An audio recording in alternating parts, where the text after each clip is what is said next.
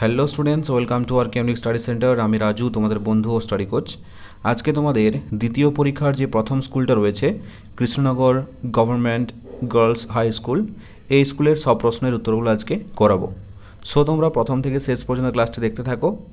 তোমরা যারা যারা এই প্রথম স্কুলের অ্যান্সার পিডিএফগুলো একদম ফ্রিতে নিতে চাও, তারা কি করবে, এই ভিডিওটাতে একটা লাইক করবে, সাবস্ক্রাইব করবে এবং কমেন্ট বক্সে তোমাদের নাম এবং হ্যাশট্যাগ পিডিএফ লিখে সেন্ড করবে। আমি সেখান থেকে তোমাদের সাথে যোগাযোগ করে অ্যান্সার পিডিএফগুলো একদম ফ্রিতে প্রোভাইড করে দেবো। ওকে, তাহলে চলো বেশি দেরি না করে শুরু করি আজকের ইংরেজি class.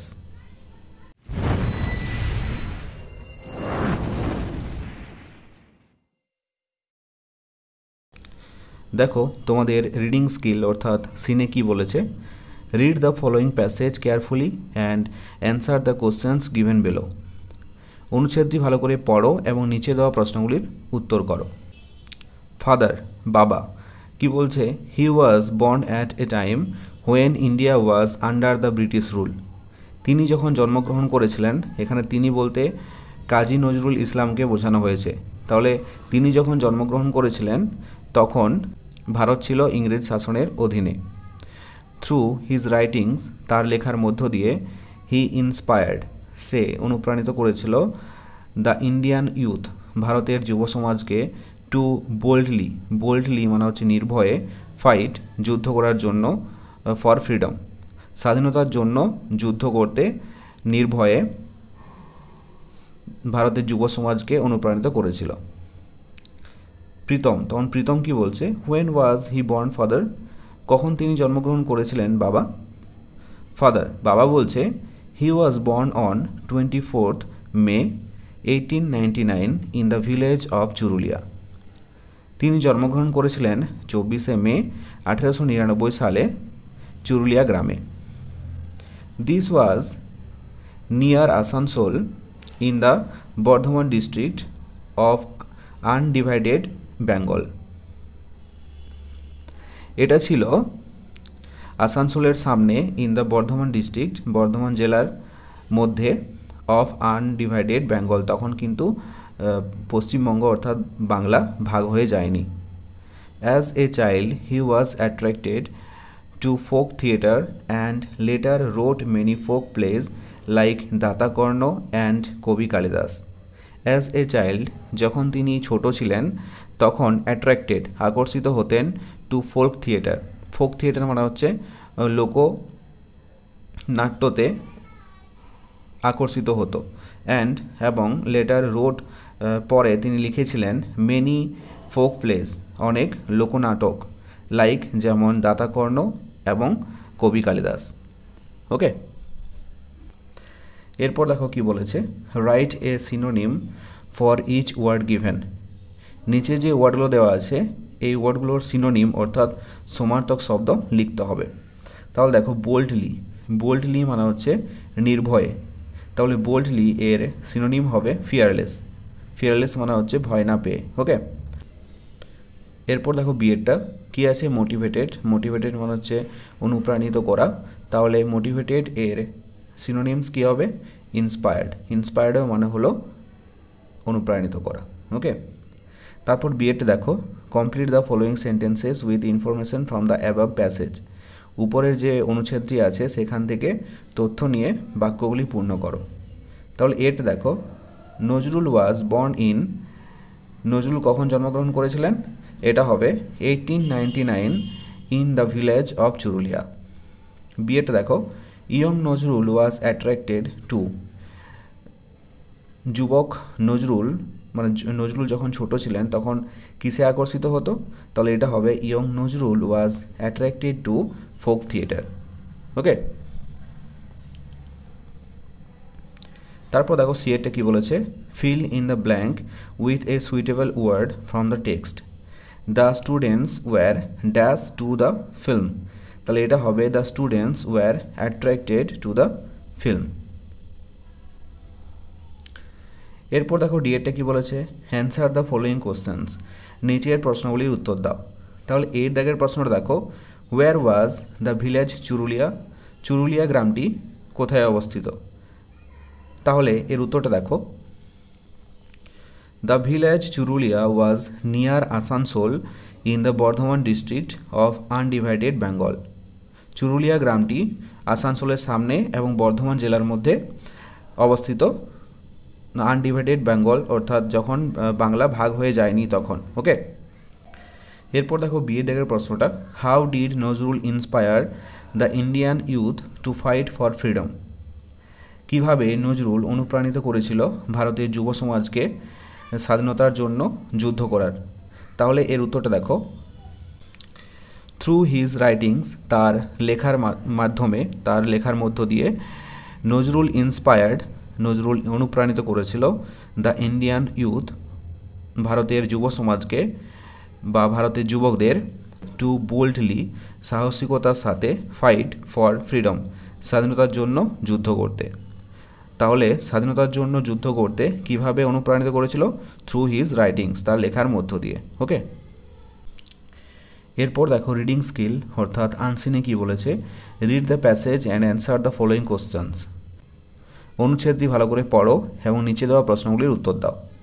It was the middle of winter, এটা ছিল শীতের মাঝামাঝি সময়। A queen sat by a window made of finest black ebony, একটি রানী সুন্দর কালো আবলুস দিয়ে তৈরি জানলাতে বসেছিল। As she looked out at the snow, যখন সে বাইরে বরফের তুষার দেখছিল, সি প্রিকড হার ফিঙ্গার, সে তার আঙুলটিকে খোঁচা মারল, এবং 3 drops of blood fell on to it, তারপর কি হলো, 3টে ফোঁটা রক্তের 3 ফোঁটা রক্ত এটার উপরে পড়ল।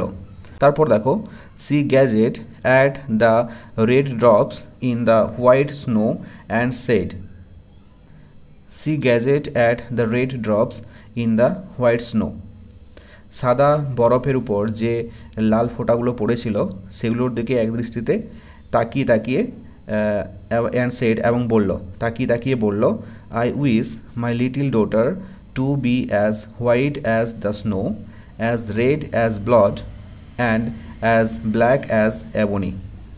I wish my little daughter, আমি চাই বা আমার ইচ্ছা আমার ছোট্ট মেয়েটি, to be as white as the snow, বরফের মতো সাদা, অ্যাজ রেড অ্যাজ ব্লাড, রক্তের মতো লাল, and as black as ebony, এবং আবলুদের মতো কালো হোক।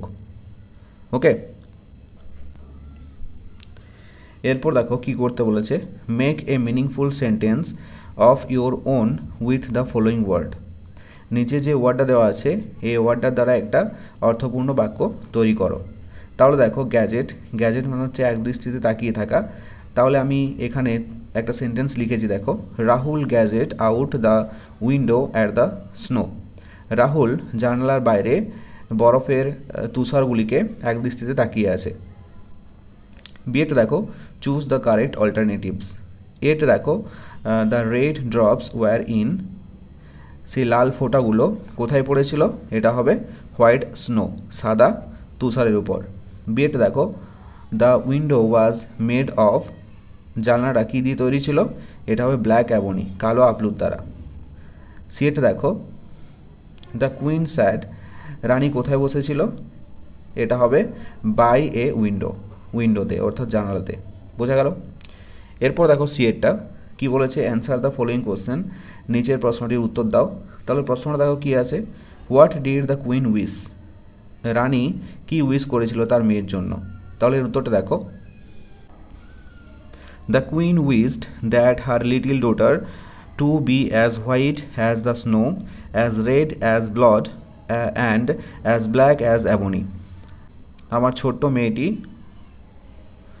ছোট্ট মেয়ে বরফের মতো সাদা, রক্তের মতো লাল এবং আবলুদের মতো কালো হোক।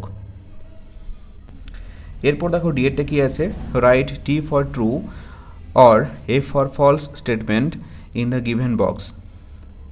নিচে দেখো একটা স্টেটমেন্ট দেওয়া আছে, এই স্টেটমেন্টটা যদি ঠিক হয় তাহলে পাশে টি লিখবে, আর যদি ভুল হয় তাহলে এফ লিখবে। তাহলে দেখো স্টেটমেন্টে কি আছে, the queen was looking at the snow, রানী বরফগুলিকে দেখছিল, বরফের তুষারগুলিকে দেখছিল, তাহলে এটা হবে ঠিক, তাহলে পাশে কী হবে টি। ওকে, এরপর দেখো গ্রামার অ্যান্ড ভোকাবুলারিতে কী বলেছে।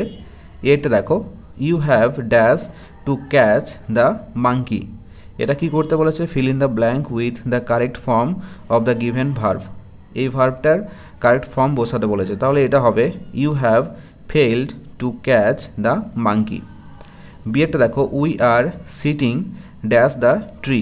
এটা কি করতে বলেছে, fill in the blank with appropriate preposition. তাহলে এটা হবে we are sitting under the tree, আমরা গাছের নিচে বসে আছি। সি এটা দেখো, Pritam dash to sing a song on the Republic Day. এটা কি করতে বলেছে, fill in the blank using correct form of the given verb. তাহলে এটা হবে Pritam went to sing a song on the Republic Day. বোঝা গেল। ডিএটা কি বলেছে দেখো, দেয়ার আর 10 গ্রিন বাস্কেটস। এটা করতে বলেছে সার্কেল দ্য অ্যাডজেক্টিভস। এখানে যে অ্যাডজেক্টিভগুলো আছে সেগুলোতে গোল দাগ দিতে হবে। তাহলে দেখো ডিএ দাগের সেন্টেন্সটা কী ছিল, দেয়ার আর 10 গ্রিন বাস্কেটস। এখানে অ্যাডজেক্টিভ হচ্ছে দুটো, একটা হচ্ছে 10 আর একটা গ্রিন। 10টা কি অ্যাডজেক্টিভ, এটা হচ্ছে কোয়ান্টিটিভ অ্যাডজেক্টিভ, আর গ্রিন এটা হচ্ছে ডেসক্রাইবিং অ্যাডজেক্টিভ। ডেসক্রাইবিং অ্যাডজেক্টিভ মানে হলো দেখো বাস্কেটকে, এখানে যে ঝুড়িটা ছিল এই ঝুড়িটা সবুজ, তাহলে ঝুড়িটাকে ডেসক্রাইব করছে, বর্ণনা করছে গ্রিনটা, তাহলে গ্রিনটা হবে ডেসক্রাইবিং অ্যাডজেক্টিভ। ওকে, আর এটা দেখো একটা নাম্বার বোঝাচ্ছে, অর্থাৎ একটা কোয়ান্টিটি বোঝাচ্ছে, তার জন্য এটা হয়েছে কোয়ান্টিটিভ অ্যাডজেক্টিভ। ওকে, তারপর এটা দেখো, he does this quite innocently. এটা কি করতে বলেছে, আন্ডারলাইন দ্য অ্যাডভার্বস। অ্যাডভার্বগুলোকে আন্ডারলাইন করতে বলেছে। তাহলে দেখো আমাদের সেন্টেন্সটা ছিল কি, he does this quite innocently. তাহলে দেখো এখানে অ্যাডভার্ব আছে দুটো, একটা হচ্ছে কোয়াইট আর একটা হচ্ছে ইনোসেন্টলি। তাহলে কোয়াইটে কি অ্যাডভার্ব, ডিগ্রি অ্যাডভার্ব, অর্থাৎ অ্যাডভার্ব অফ ডিগ্রি, আর ইনোসেন্টলি এটা হচ্ছে অ্যাডভার্ব অফ ম্যানার। ইনোসেন্টলি একটা গুণ বোঝাচ্ছে, তাহলে এটা হবে অ্যাডভার্ব অফ ম্যানার। বোঝা গেল। এফেক্টটা দেখো কি বলেছে, some fresh oranges are ব্রট from market dash this oranges are cleaned with water. Some fresh oranges are ব্রট from market বলছে কিছু পরিষ্কার, কিছু ফ্রেশ কমলা লেবু মার্কেট থেকে কিনেছি, বাজার থেকে কিনলাম। Dash this oranges are cleaned with water, এবং এই কমলা লেবুগুলোকে জল দিয়ে পরিষ্কার করছি। তাহলে এটা হবে put a suitable linker, linker বসাতে বলেছে, তাহলে এটা হবে অ্যান্ড একটা সুইটেবল লিঙ্কার। ওকে, জি এটা দেখো, after the First World War the regiment was disbanded in 1920। প্রথম বিশ্বযুদ্ধের পর দ্য রেজিমেন্ট অর্থাৎ সেই সৈন্যদলটি ওয়াজ ডিসব্যান্ডেড মানে হচ্ছে ভেঙে গিয়েছিল ইন 1920, অর্থাৎ 1920 সালে প্রথম বিশ্বযুদ্ধের পর রেজিমেন্ট অর্থাৎ সৈন্যদলটি ভেঙে গিয়েছিল। তাহলে এটা কি করতে বলেছে, identify the subject and the predicate. এখানে দেখো সাবজেক্ট হচ্ছে দ্য রেজিমেন্ট এবং বাকি অংশটা হবে প্রেডিকেট। ওকে, তোমরা একটু দাগ দিয়ে দেবে। তারপর দেখো এই চেটটা কী বলেছে, প্লিজ কাম ইন। এটা কি করতে বলেছে, identify the adverb of place in the given sentence. এটা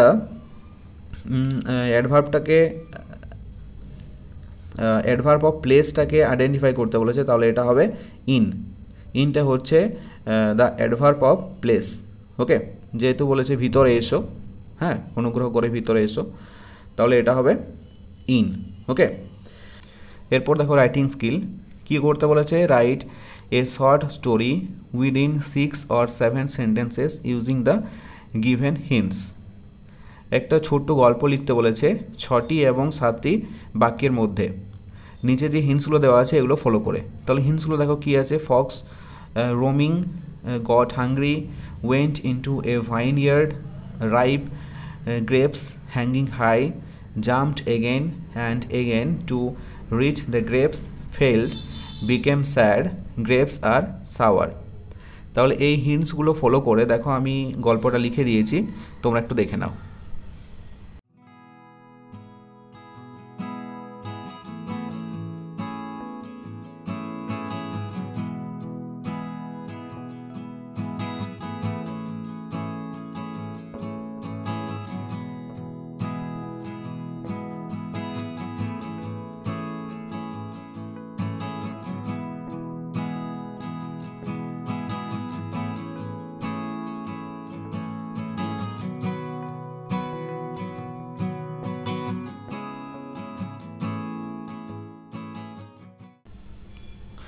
সো এই ছিল আজকের ক্লাসটি কেমন লাগলো অবশ্যই কমেন্ট করে জানাও, আর যদি ভালো লেগে থাকে তাহলে অবশ্যই একটি লাইক করে দিও। আর যদি ছোট্ট বন্ধুরা তোমরা আমার চ্যানেলে নতুন হয়ে থাকো তাহলে অবশ্যই সাবস্ক্রাইব করে পাশে থাকা বেল আইকনটিতে প্রেস করে রাখো। ওকে, চলো দেখা হচ্ছে নেক্সট কোনো ইংরেজি ক্লাসে, ততক্ষণ পর্যন্ত বাই বাই, টেক কেয়ার।